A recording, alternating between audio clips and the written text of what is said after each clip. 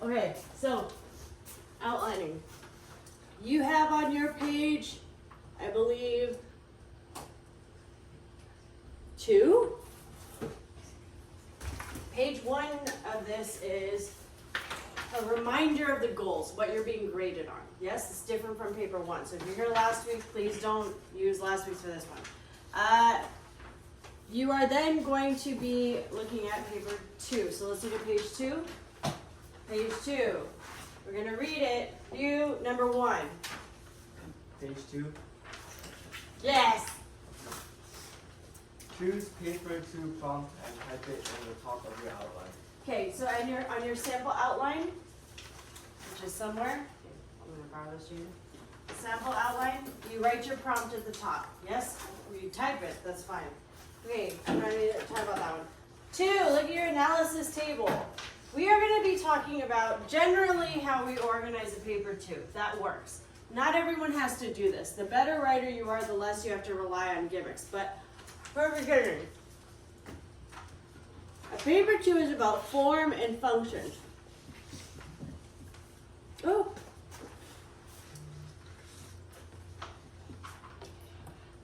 Okay, form and function. The form is the how. Function is the why. And this correlates exactly to our author's choices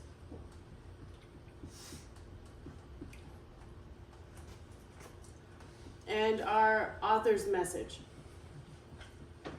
If you remember from yesterday, oh my God, Ringa, is the video on? Did I actually turn it on? Okay, good. Right.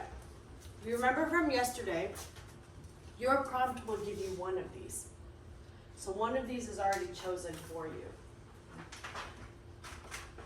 Okay. So, number 2, read it, please, Dan. All of them, A, B, and C as well.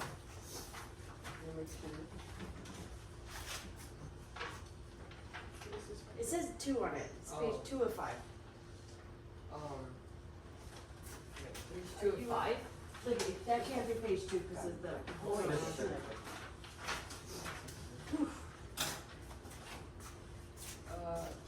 Selection order of tasks. Choose paper 2 prompt and type it in the top of your outline.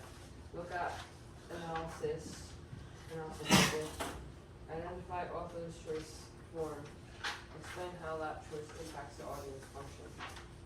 Connect it to the prompt. Okay, so the number 3 is the thing I would like you to rephrase. Your head's going to be in this zone today. Number 3, Jaden, loudly, please. Think, why did the author choose this way and not another way? Good, beautiful. So the key point of a choice, the key thing that makes it a choice is that the author could have chosen literally anything else. We're talking about fiction. There was no restriction on what they could or could not do, right? So they did it for a reason. To get things published, usually they're edited within a strand of their life, yes?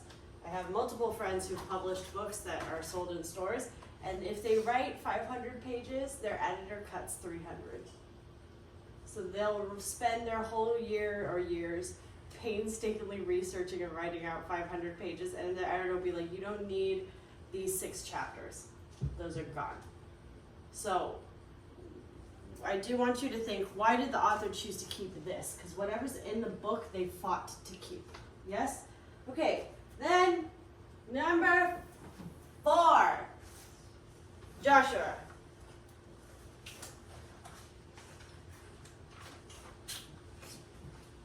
I knew this was coming. Ugh, it's hot. Buggers. For completing the 40 paragraph outline for paper 2. Okay, so you're gonna have, generally, you're gonna wanna organize, it's either going to be 2 options for body paragraphs. First option, option A. You would have, remember guys, this is, it should be this way. This is a paragraph. Okay, option A, it would be paragraph 1 is about one device that connects directly to a message, right? And then a similar device that has either the same message or the different device. So work 1, that means your text, your first text.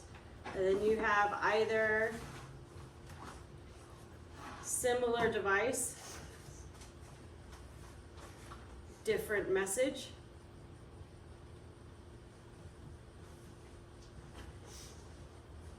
for work 2, and or a different device, same message. Similar. Okay, if I was to write this as an example, I would say like in our book they talk about memories. They both talk about memories, right? So I would say in work 1, if we say it's the other foot, how do they talk about memory? He uses a lot of imagery. Like lists of stuff, like visuals, right? Visuals of Earth to describe memory.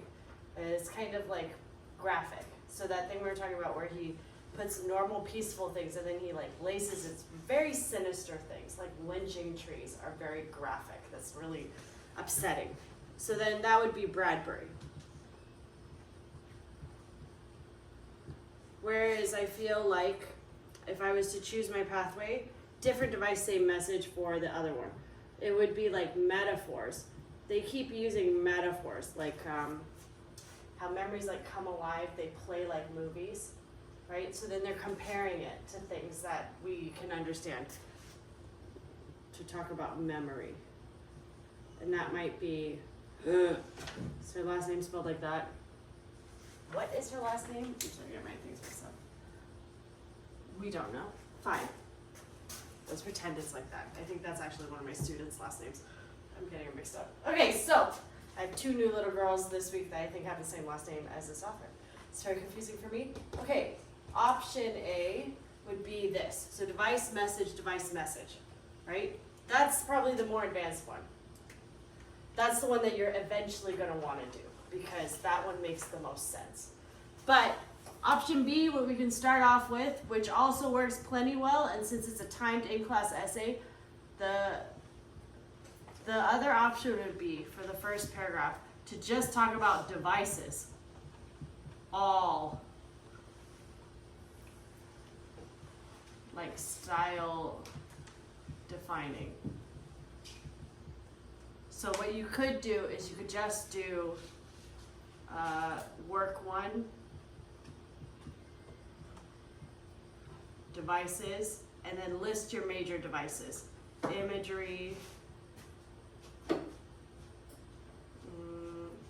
dialogue. He does use a lot of metaphor. And then work 2, they use devices like metaphor. There's a lot of like irony and a lot of like foreshadowing, right? And then maybe with paragraph 2, you would have to talk about the message, whatever that is, usually connected to the prompt. And you will have to reference these and then talk about maybe a specific theme and then the application of devices for that theme. Sometimes it's easier for kids at the beginning to separate out, okay, these are all the devices that I could spot in this paper or in this text, and then here's how it connects to the question. So laying it all out is better than not putting enough in, and then in the second body paragraph you answer the prompt. Okay, so there are 2 options for laying it out. I do find that most of my seniors end up gravitating towards this, because you get a little bit of both. Paragraph 1 answers the prompt. Paragraph 2 also answers the prompt, different ways. But this one might be easier if you're like panicking on a test. You don't know what the author's message is yet, but you have to write something. So you start writing about all the devices that you remember from a text and the general tone and atmosphere, because as you see on page 1, what you're being graded on is an understanding of the works. Do you understand the works? Can you identify how they create their message? And how authors create their message is by author's choices.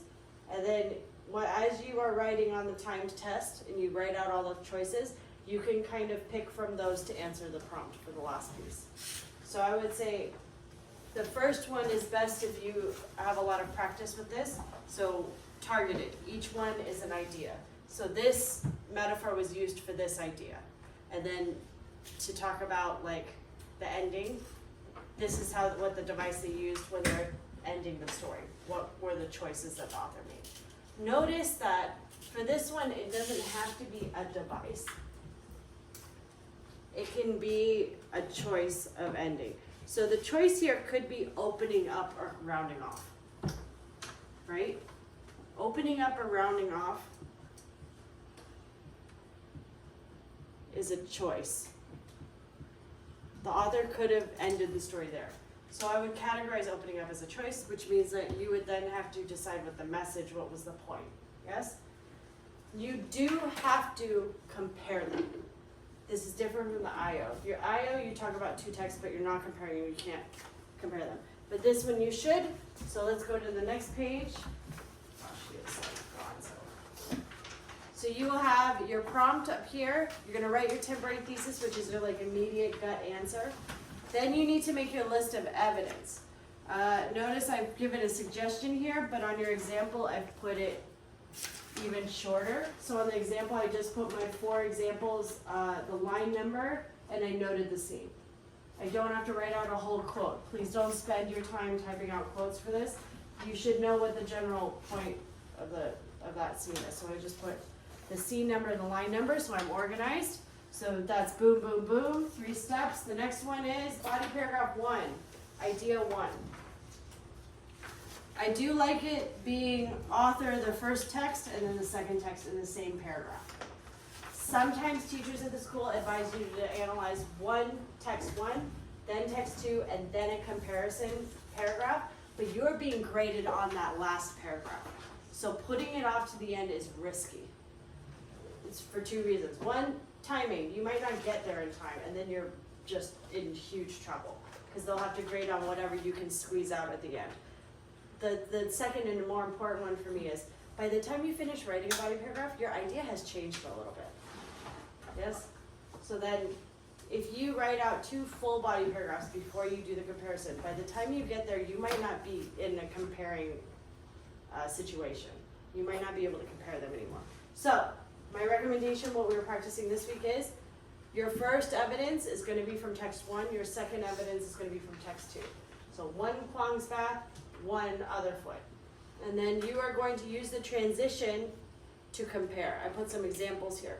So just as this does this, then this also does this. Your academic language from the Socratic seminars is good here.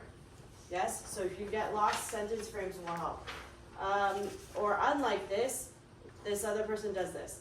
They just want to see a little bit of comparison and like it can seem very obvious and it counts. So if it's like unlike Angela Liu, Bradbury uses metaphors to like evoke a sense of hope and positivity, right? Or Angela Liu's memories, her memories are positive, and then the present is negative, and then Bradbury's the opposite. The memories are very negative on both sides, and the current times are the positive part. We have essentially 2 very comparable texts, despite the fact that they are wildly different in execution. Yes, one's very long, one's very short. One is about family, one is basically about strangers interacting. Neither of them, both of them have antagonists. They're both science fiction. So there are big arcs that you can compare. Yes? Okay, we are not doing introduction today, we're doing introduction tomorrow. I would like you guys to spend 5 minutes making a copy of this and putting it in Drive and getting started. Yes, this is a pretty large task. I've had kids struggle to finish the outlines in previous weeks. Last week's outline was like a baby outline compared to today's. This should take you 2 to 4 hours to complete.